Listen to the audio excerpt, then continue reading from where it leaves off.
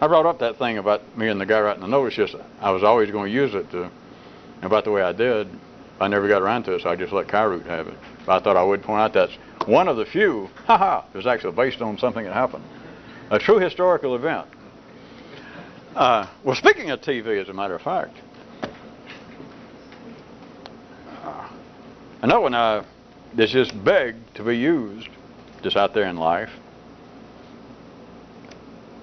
Has anyone ever seen? It's a PBS show called The Collectors, and it's some gentleman who is obviously an expert on antiques or collectibles, and he travels around the country, and he'll be sitting there and wherever with a little studio audience, or sometimes they'll be outside, and the gist of the show is he walks around and people are holding things, in their laps, holding, coal bins, they're holding clocks, they're holding old carpets, they're holding some kind of gadget that automatically will strike a match. And he'll stop and he'll talk, who are you? And the person will talk to him. He'll say, well, let's see what you've got. And the people are not there selling anything, you understand. The show is called The Collectors, I guess. And there's no pretense. The people aren't there selling anything. And so then he'll go into, he said, well, what is this? And the person will say, well, it appears to be some sort of thing that they made 100 years ago that will automatically light your fire even before the doors were around. And so they'll discuss it. And then he will do things. The man obviously knows something about the business. He'll say, well, he says, I have seen one or two of these, and sometimes he'll name a manufacturer. He'll say, well, my guess is, if there's not a date on it, my guess would be between 1880 and the turn of the century. And they'll discuss it. Maybe the person, he'll say, well, where'd you find it? And the person will give a little history about, well, my wife and I were in Copenhagen, or we were in the Amish country. And they'll do a little thing. And it's just interesting sometimes, I guess. And the people smile, and they'll give a little history, and he'll give what he knows about this item. But then when the little interlude's over, when their little dance is over, and he's fixing to go to another person there, it always does this. It's never come up. There's no discussion. They're not trying to sell the item. He'll say, all right, us not knowing, and it's variation, but he'll say, well, us not knowing, there not being an actual manufacturer's mark, and I cannot for certain say that this came from such and such foundry in Ohio. And so, not having absolute information, I cannot be as certain as I might be, and he'll hold it there and he'll say, but I'm saying, and then what he does is, he gives an estimate monetary value for the item. He'd say, I would say between $350 and $500. And it's always to much applause. Everybody there, yay! Now, since so many of you seem to enjoy that strange creature that we bring up sometimes, that bird, the exemplary example, there is a perfect exemplary example of the secondary world's need to continually pile it on. Do you understand? Do I have to go? Because I finally got this out of, it's been in the system here, clogging up because I never did use it. And it's not an attack on that, you see, but they discuss it. But they're in the dance. So he's talked to the person, they discuss where it came from, the person gives the history they know of it, then this guy that runs the show, the host, he tells what he knows about the item and other ones he's seen like it, and they've danced and everybody's listening, and you might find it interesting. But to conclude their little dance step, what could be more exemplary as an example of today's secondary world? No offense. But nobody's discussed it. They don't bring it there holding it up to him saying, buy this from me, I'm starving. Everybody I've ever seen on the show, they look very well presented. How else are they collecting stuff that nobody has any need for? They're not hungry, and so nobody's talked about it. But he ends their episode on the show by him saying, well, I would place this between $1,200 and $1,500 easy. And everybody go, oh, including the person that had it, and they show no interest. They're not talking about selling it, but they go, oh, because that is just, what could be better nowadays? It's better than the organ quit playing and the announcer say, all right, everybody off the skating floor. You don't have to say the dance is over. Nowadays you just say, well, and it's somebody's grandmother, and how much they cherished it, and they carried it through the war and all that. And finally he talks about it, and a tear come to their eye. They say, well, of course these are fairly common, but I would still place it around, easy $400. Oh, and then you move over to the next person. Of course, one thing I guess that got my attention, I wonder, should perhaps we start a show, maybe I take people's old ideas and I listen to them, and then I try to I try to I try to estimate their worth.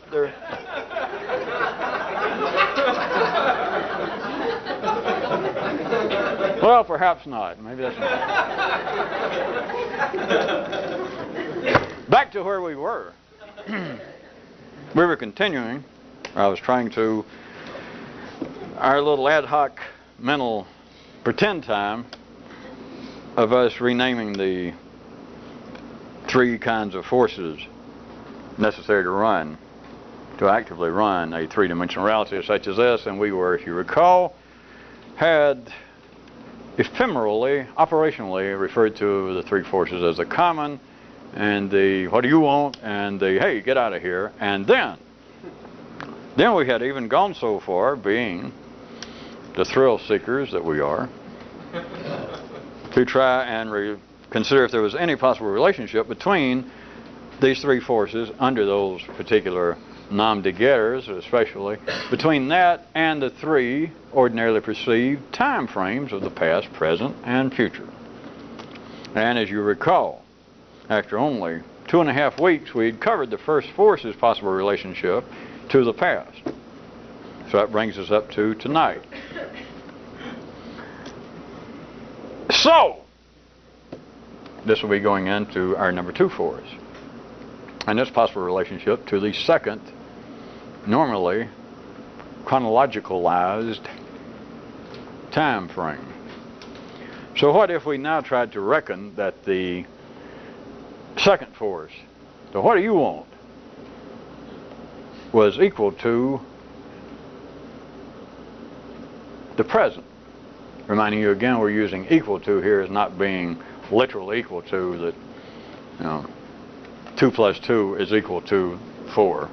And we're not saying that one of the three forces, this one in specific or any other, that one of them would be actually equal to, that the present is the same thing as. We were saying as equal to, in the sense of one thing being normally unnoticed, unmeasurably collateral to. So that's what, remember, this is our own term, whether they use it in math or not, as equal to. So what if we reckoned that the second, the what do you want force, if we reckoned it as equal to the present?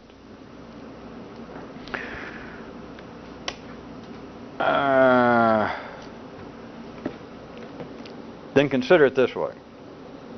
Consider how often the ordinary intellect perceives fresh new ideas, which are urges to change, but how common it is, how often it is that one's ordinary intellect perceives any new idea as being intrusive. And we don't have enough months left in the year to show you this over and over and over again, but I can point out very quickly that at first, if your ordinary intellect might say, well, that would be for someone of very limited intellectual horizons, because a scientist wouldn't do that. Someone engaged in objective clinical experimentation would not have that kind of closed view. Tut tut. There is, and it's got nothing to do with education or psychology, it has to do with the nature and the movement of energy. There is an immediate kind of reaction of a new energy being intrusive. Even if you said, well, what I'm looking for in this experiment, I am a scientist and I am highly educated and sophisticated and I have a permanent hairstyling.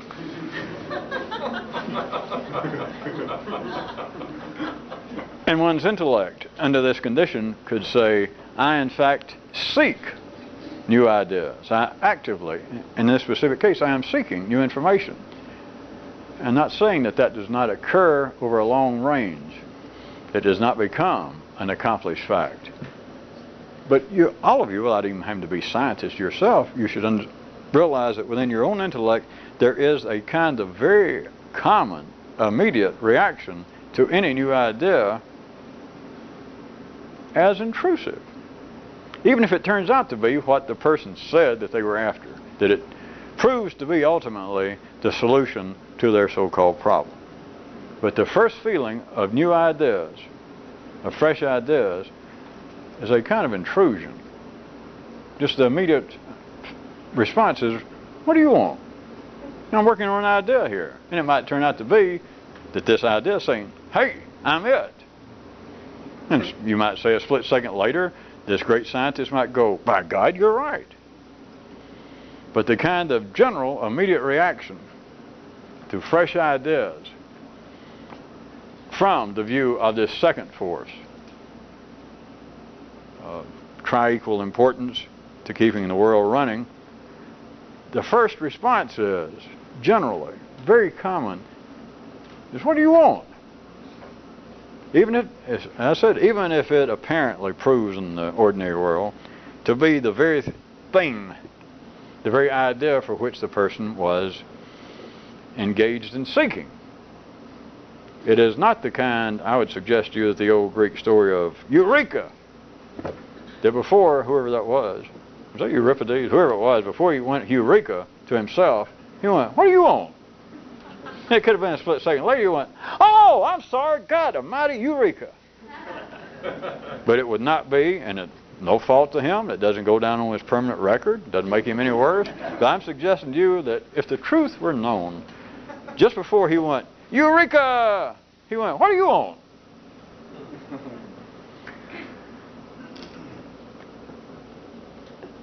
Let me put it a slight other way. I know that this is, in a sense, very right in your face. In a sense, it may appear to be very plain. In a sense, it may appear to be, to some of your immediate intelligence, may appear to be plainly erroneous. So consider it another way. Consider how the old, well, you can't consider it because you never thought about it this way, but here we go. Consider it this way.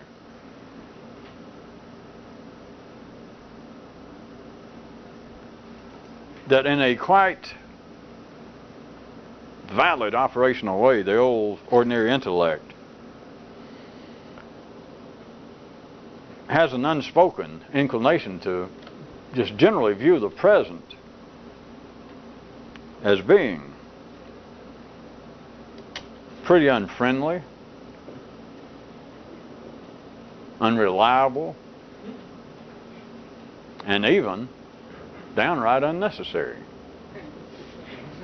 And speaking for all the good, reasonable, sane intellects in the world that might have heard that, they could go, what?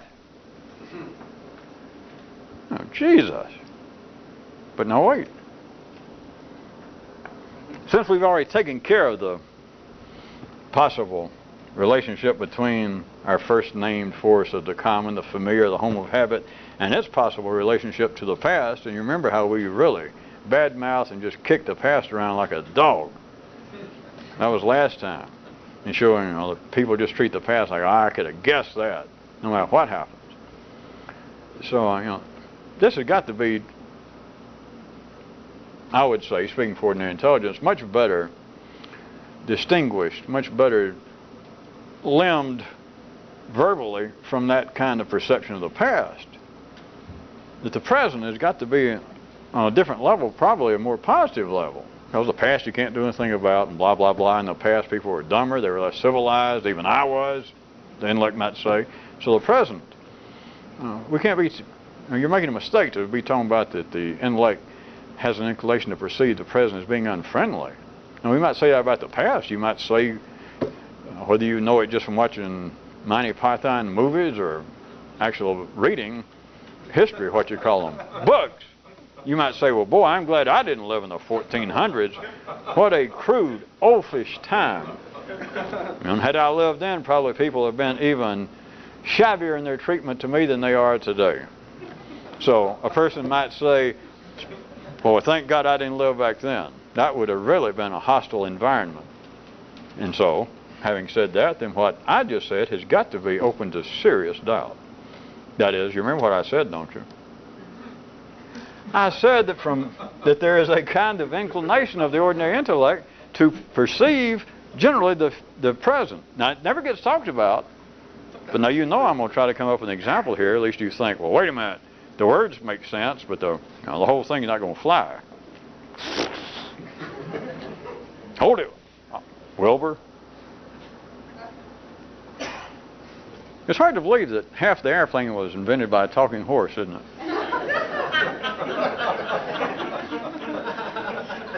That I said that there was a kind of inclination of the old ordinary intellect to look upon the present as being pretty unfriendly, unreliable, and even downright unnecessary. And that's when you people went, "What?" You remember that? That little whiny voice that en masse you have of going, "What?" All right. You know, it would seem to be just blatantly, prima facie, full of ridiculousness. That a sane person would not in any way think upon the present as being unfriendly, much less unnecessary. Give me a break. Okay, all right.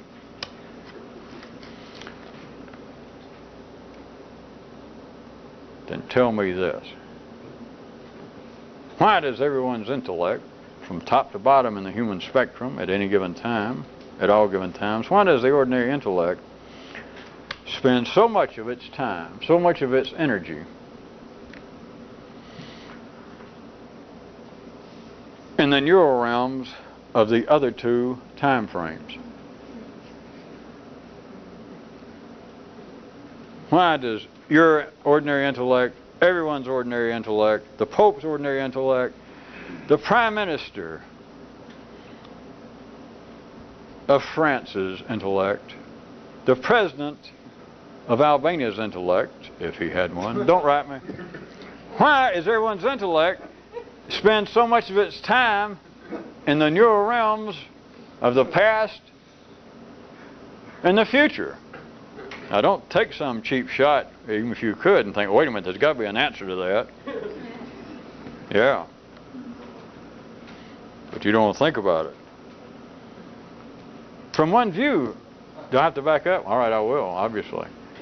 That we could take where I started this particular subparagraph and just out of hand, they say, me claiming that the ordinary intellect perceives generally the present to be pretty unfriendly, unstable, and even downright unnecessary. That we could have, if I had stopped there, say, well, that's just ridiculous. If we're going to apply such terms, it would have to be, if there's any intellectual meat or juice to be taken from this, skip the present, because it obviously has no application here. If we're going to say that one of the three ordinarily perceived time frames could be said to be downright unfriendly, perhaps even unnecessary, then if we're going to say that, either theoretically or literally, you picked the wrong one. Because we could say, as we've already covered, we could start picking on what seems to be the past and say the past could certainly be unfriendly, and according to many quite routine, even regarded intellects, you can look upon the future and say, wait a minute, the future's unfriendly. Look at the ecologists of today. Look at many, and it's almost impossible, as you know, to read any sort of news item, to hear a news item. The more expert someone is today, the more inclined they are, as always, there's nothing new, to be a doomsayer.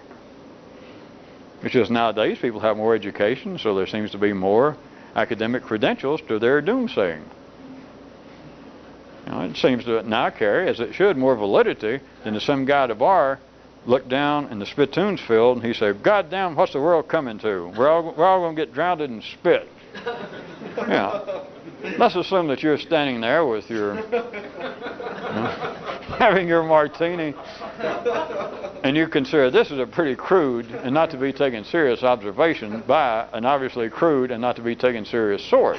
But then you go home or you look up on the TV and here comes Dr. So-and-so from Harvard discussing the dreaded greenhouse effect. And he starts saying, and polluting the environment, and at the rate we're going, or the population bomb. Is it bomb or bomb?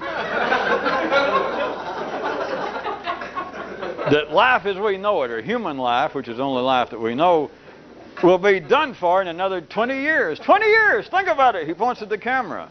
Then, your eyes light up. More credentials, etc. At any rate, so the ordinary intellect can say, well, you picked the wrong one. If there's one of the time frames that the ordinary intellect naturally, and perhaps a good reason, takes to be unfriendly, it wouldn't be the present, it'd be the past. As I said, boy, I would have hated to live in London around 1000. Who would have wanted to live there? Or who would have? So you could look at it that way. You could say, well, in the past, if we're going to use the way the mind seems to take the time frames, that if at any time it was unfriendly, if we're going to talk about that in some meaningful way, don't talk about the present, talk about the past. That's when it would be. Okay.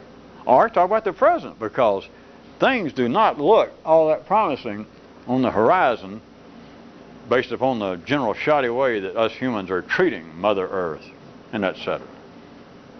Okay, that all sounds fine, except for this. Now that I've given ordinary intellect its due and spoken for it, now back to this. If all that be true, in other words, if it be ridiculous just on the face, it's not even hardly worth arguing with for an ordinary intellect to say, wait a minute, to use the setup you're doing, then you're coming to the wrong punchline, because if there's some correlation between these three forces and between the three time frames in which the mind seems to operate, then it would not be the present. There would seem to be the unfriendly, if one of them is going to be unfriendly or perceived to be unfriendly. It's not the present. It just doesn't happen. People don't think about it that way. If anyway, when people, the dread in life, it's not the present.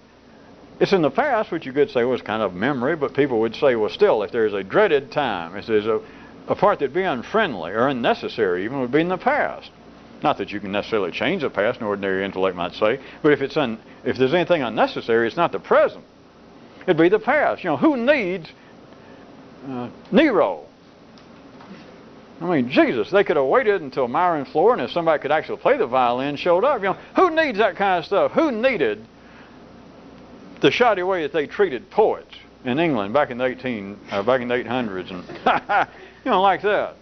Or look the other way and say, who needs the kind of environmental disaster that we're facing? We don't need that. That is what we do not need. But it would say, it doesn't even make sense. Why forgot the present? That's not true. All right. Now back to me asking you to consider this then. If all that's true, which it just seems to be, if any of this has any validity, if all that is true, then you, yes you, tell me why.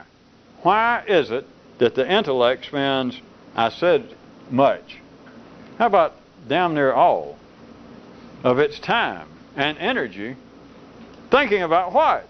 I was being nice and saying living or operating in the neural realms of, what does it do? Just your ordinary intellect just running along, doing whatever it does, off on its own lark or eagle. What does it do? Where is it thinking about?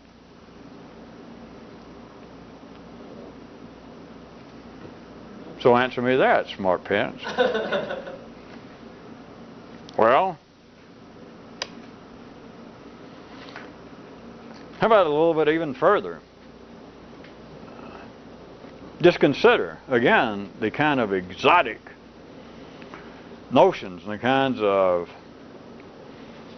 extraordinary intellectual exercises and rituals that people have come up with throughout the ages under all sorts of guises, the purpose of which appears to be, or which they state, is to somehow learn to, or to somehow force themselves to what?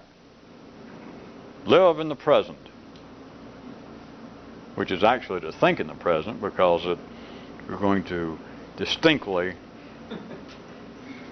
to refer to the primary life of man. Outside of what all this is, the secondary, the primary does.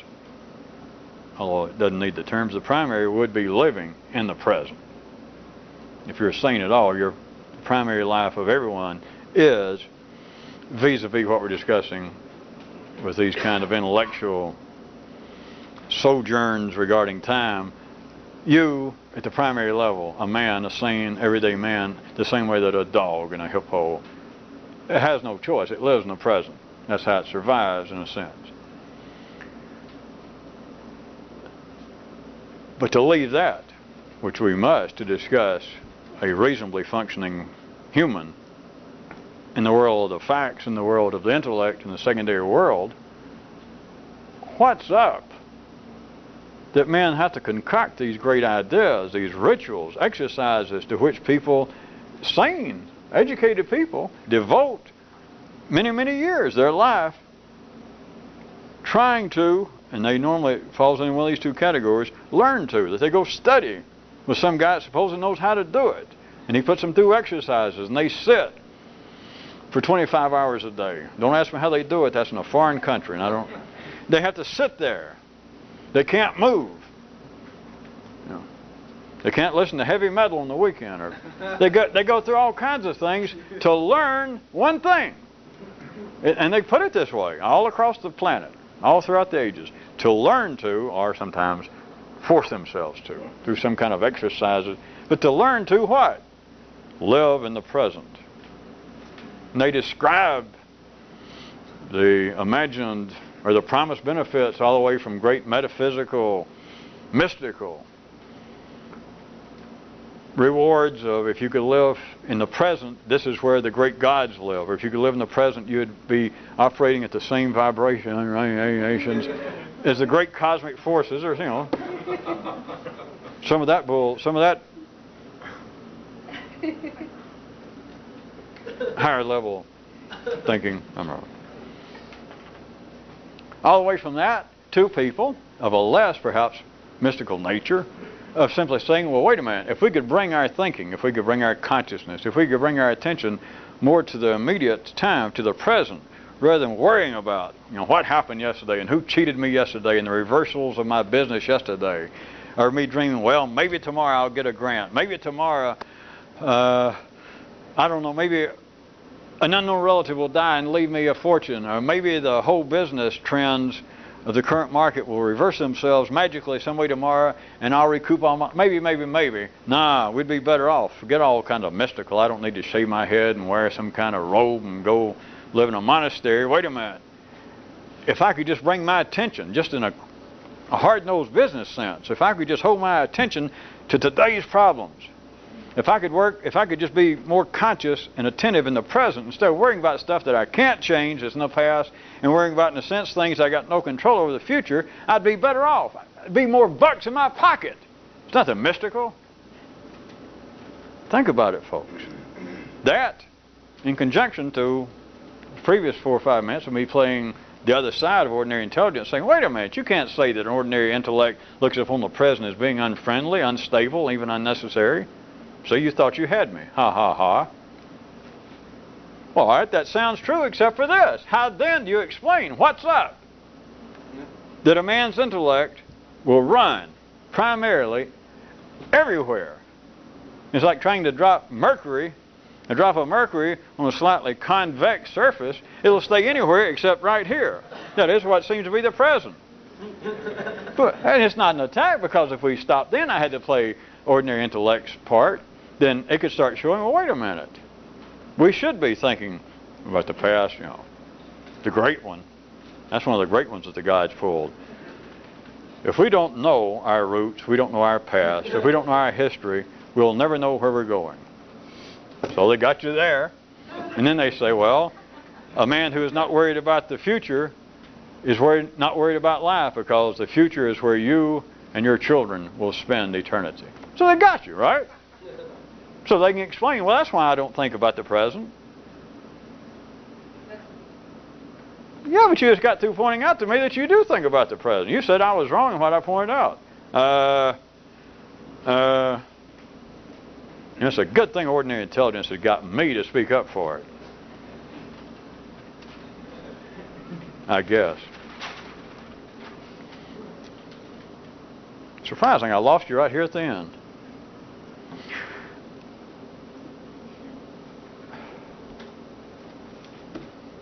Well, men can certainly, there's no doubt about this, men can curse the past, men can say that they fear the future, But if you can see it from a more radical view, a more basic, subversive view, the present offers no more relief. And yet, as always, simultaneously, under all kinds of guises, men have been from psychological, so-called scientific views to proclaimed mystical attempts, all kinds of experiments, meditation, rituals, drugs, trying to, and they say it quite clearly, trying to in some way focus, to pull their attention, their consciousness, their intellect, the secondary world, their participation therein, into the present. So what is it that would seem to be that the intellect almost has some kind of inbred aversion to the present? That they have to go through these great extremes, or to give up your life and to go to a foreign country and live in a monastery and eat nothing but bean curds, just to do one thing. What? Get to where I live in the present, which I repeat is not really living in the present, it's thinking in the present. Because you are, in the primary sense, from the head down, you're living in the present if you're sane enough to get by, to live each day and not kill yourself. Then from here down, that is the primary world. You're living in the present. So living in the present is just an innocuous misnomer. It doesn't hurt them, because what they're saying is not to live in the present, to think in the present. But that doesn't make you at all happily curious. That yes, that's what we should be doing. And if that is so natural, why is it that there seems to be this need to go through great, extreme, extraordinary efforts to learn how to do it?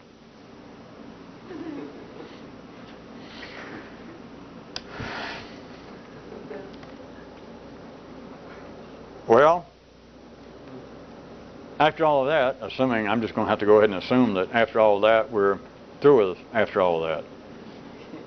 Then, a reasonable man, woman, or otherwise could stand up and say, well, all right, I heard all that. I've entertained part of it. Some of it I could even make some sense out of. But now I must stand up and ask this. What's the problem here? That is, with the arrangement that I just pointed out. What's the problem here? If the description that you just gave for the last 30 or 40 minutes, so yeah, it seems like the mind says this, and then you point out that, well, it says this, but look, it does something else, and etc. What's the problem here? Okay. Here's what the problem is. That's their term, not mine. But here's what, well, you know what we mean. But here's what the problem is. It's that man's intellect, along with the secondary world, which is the offshoot of it, that man's intellect is structured for, is intended to exist for tomorrow, for the future. It's tomorrow. The term could be, it never made it to a Kyroot, but here it is. The slogan, the operational motto should be here. Tomorrow, dash, always tomorrow. It shouldn't actually be here. You should, if you get it under your peel up, you remember where the curtain falls? On Act 1, right across the eyebrows, if you could just peel it up and just get it tattooed up here. Down here is really, doesn't matter, but it'd be better up here, more apropos. Tomorrow, always tomorrow. There's the problem. Or that is, if an ordinary intellect tried to follow all we'd been through tonight and at other times, and would find it to be incongruous, or to find it to actually be a job for Captain Irony, and for them to say, well, what's the problem? What's going on? The problem is, what's going on is that it is the very structure, it is the very intention, I suggest to you, of man's intellect, of the secondary world, of the world that seems to exist in time. The intention is, the structure is made for one thing. Tomorrow. Not now, not then, tomorrow. Always tomorrow. And I don't care if right now is tomorrow, it's tomorrow, tomorrow, always tomorrow.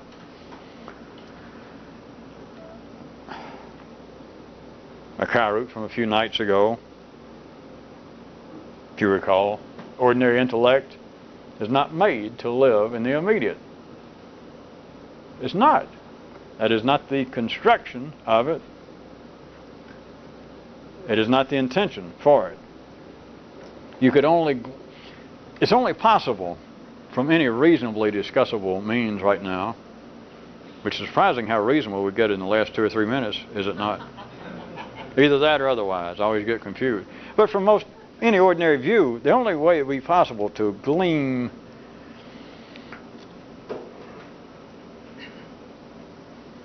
a purpose for man's life would be from the nearly impossible to see context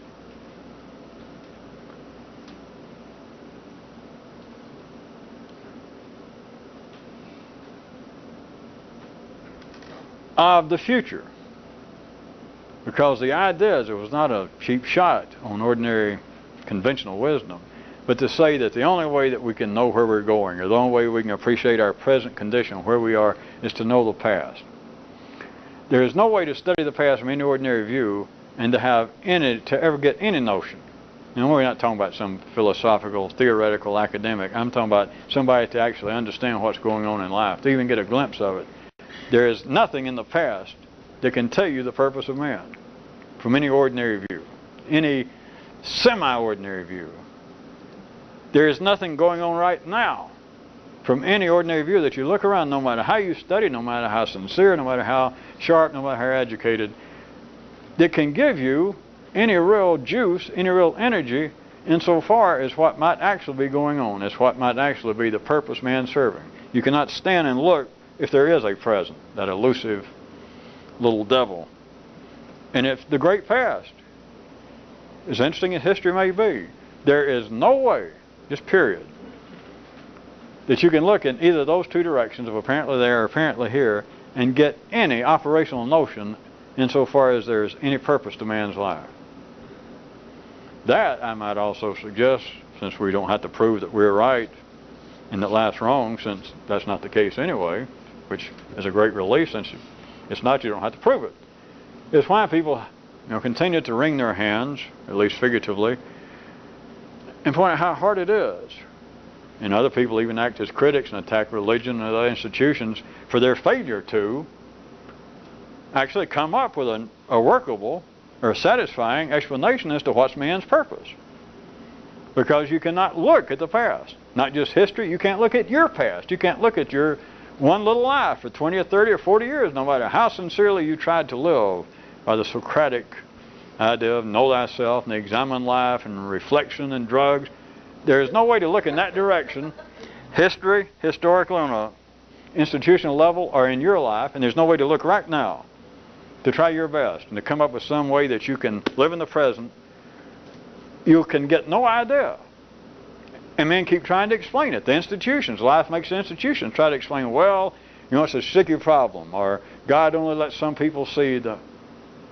There's nowhere to look. The only possible place to use these same verbal basis, the kind of time frames that seems to be operational and functional in human intelligence of the past, present, and future, the only way that you can possibly get any inclination of what would be man's purpose is to look at within a context that's damn near impossible. We might as well admit it.